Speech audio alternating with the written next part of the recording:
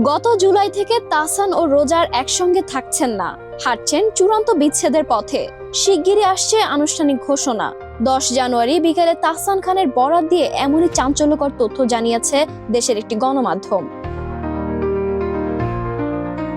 সঙ্গীতশিল্পী ও অভিনেতা তাহসান খান এবং তার স্ত্রী রোজা আহমেদকে ঘিরে সম্প্রতি সামাজিক যোগাযোগ মাধ্যমে বিচ্ছেদের গুঞ্জন ছড়িয়ে পড়েছে।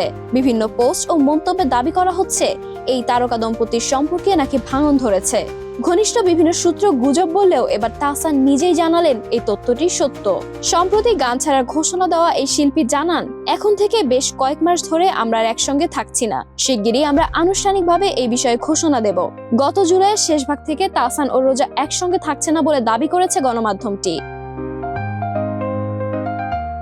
তাহসান খান ও রোজা আহমেদের বিয়ের হিসেবে একসঙ্গে থাকার বছরও গড়ালো না। কদিন আগে রোজা বিবাহ বার্ষিকীর একটি কেক শেয়ার করেন। সেখানে তার পরিহিত পোশাক ও লুক বিস্মিত করে নেটিজেনদের। রোজার পোশাক নিয়েও তৈরি হয় বিভিন্ন আলোচনা। এসবের মাঝেই গুজব ছড়ায়। অভিনেত্রী রাফিয়াত রশিদ মিথিলার সঙ্গে তাহসান খানের দীর্ঘ 11 বছরের সংসারের ইতি ঘটে 2017 সালে। তার 2 বছর আগে থেকেই তারা আলাদা থাকছিলেন। সেই সংসারে তাহসানের এক কন্যা সন্তান রয়েছে।